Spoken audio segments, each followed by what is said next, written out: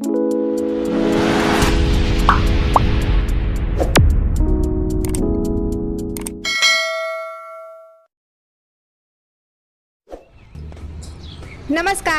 तुमची आमची पाककला या यूट्यूब चॅनलवर तुम्हा सगळ्यांचं स्वागत. आज बनवूया चटपटीत मॅगी भेळ. त्यासाठी लिंबू घेतले एक. पावसाचं वातावरण असले की नाही की दुपारचं असं चटपटीत खावंसं वाटतं.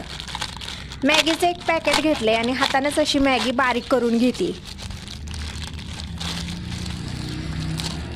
ही भेळ ना खूप चटपटीत छान लागते. तवा गरम झालाय. आता एक छोटा चमचा आपल्याला तूप याच्यावरती टाकायचं आणि सगळी मॅगी भाजून घ्यायची. जाळ खूप मोठा ठेवायचा नाही, मध्यम जाळावरच आपल्याला ही मॅगी खरपूस अशी भाजून घ्यायची. थोडंसं तूप कमी वाटते, अजून थोडंसं टाकूया म्हणजे चांगली भाजली जाईल मॅगी. थोडासा रंग बदलला की नाही की मग काढून घ्यायची.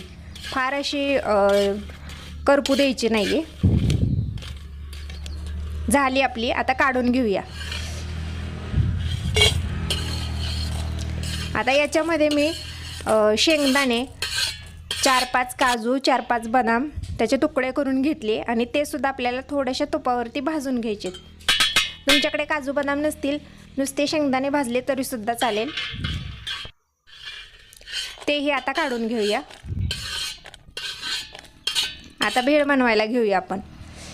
आता याच्यामध्ये अर्धा लिंबू पिळून टाकायचं. हे चांगलं असं मिक्स करूया आधी. आता याच्यामध्येच बारीक चिरलेली काकडी, बारीक चिरलेला कांदा आणि कोथिंबीर टाकू.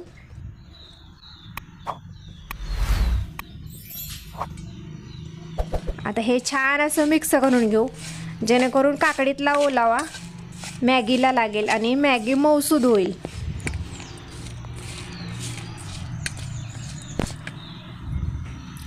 माझे व्हिडिओ आवडत असल्यास लाईक करा, शेअर करा, सबस्क्राईब करा.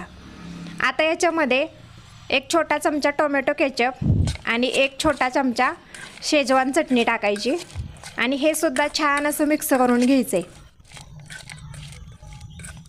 टोमॅटो सॉस आणि शेजवानची चव भेळीला खरंच खूप भारी येते.